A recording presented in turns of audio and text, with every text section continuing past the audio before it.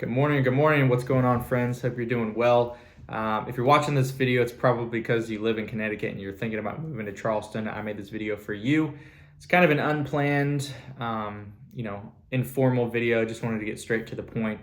Talk about the people that we've helped moving from Connecticut to Charleston or the surrounding Charleston area, including Somerville, Mount Pleasant, Daniel Island, all those different areas. We cover them all.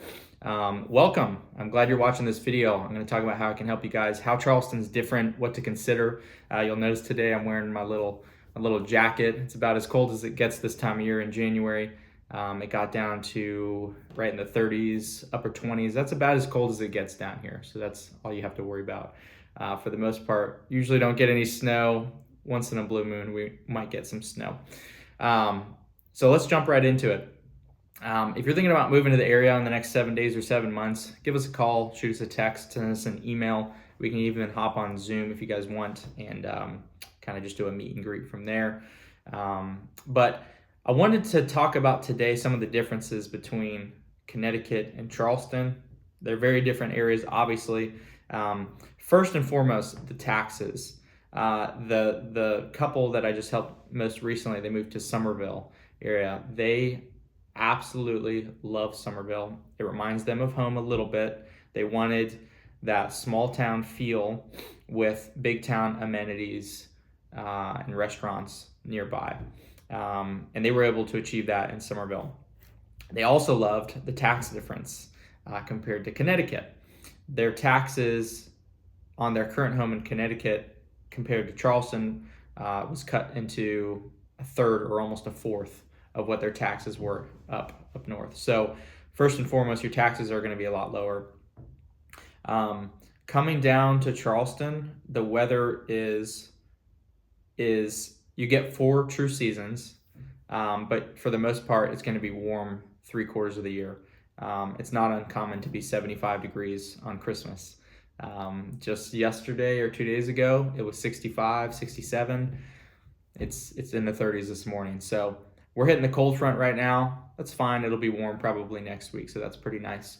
The other thing that they really loved was the just incredible, and I'm not just saying it's incredible restaurants that downtown Charleston has to offer, and also Somerville. They lived in Somerville, and Somerville is about 30 minutes from downtown Charleston, so not too far. Downtown Charleston is at a place now, and I can speak to this because I grew up here, where there are so many new restaurants hitting, and the bar is set so high that to be a successful new restaurant, you have to do something different or be so good. And my wife and I are avid restaurant goers. We do a date night every week, and we'll try a new restaurant or go to one of our favorite spots. So taxes are lower here, property taxes for primary homes, and then the food here is incredible. Also, every different area, subsection, or different area within Charleston, the Tri-County area, has its own feel and flavor. So you might go to one part of Charleston and you're like, I'm not loving that part. And you drive over the bridge to the next island and you're like, Garrett, I love this house, or I love this area. I love Mount Pleasant. I love Daniel Island. I love Johns Island. We have a feel for just about everyone, and everywhere you drive you're surrounded by water. So if you're looking to be in a place where you feel like you're around water all the time, then Charleston is definitely the place for you. Now, I will talk about the prices. The Charleston real estate has exploded. To give you some perspective, the first house I ever bought in 2019 was $255. It's just a standard brick ranch home, about 1,500 square feet. A couple years later, it was $475, and since then it's gotten even more. I don't own that house anymore, but it's just exploded. So that being the case, Charleston, I would not say is considered affordable. However, there are affordable options, but the next best thing is Somerville, which we specialize in Somerville as well. And Somerville is a much better price point for what you can get.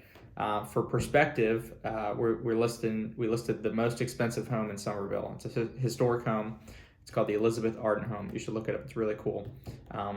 Lily Pulitzer's parents owned it at one point, and that's listed for right around 3.3 million. The most expensive, compared to downtown Charleston, where the most expensive is upwards of $15 million.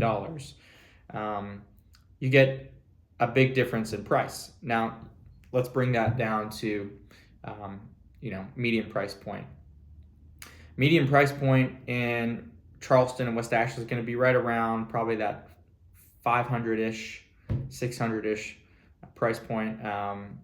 And you can find things for less than that. Townhomes and condos are certainly less than that, or a smaller home. Something in the 500s, maybe 400s. You're kind of pushing it for something that needs some fixing up, but there are still options out there. Now, in Somerville, you can get an incredible home for the 600s, 700s. I'm talking, 3,500 square foot, 4,000 square foot home in the 800s. That's not a thing really in Charleston. So, if you have the budget, obviously, Charleston can give you whatever you want. You can get a massive home on true deep water in Charleston. But if you don't have an unlimited budget like most people, Somerville is a great secondary option.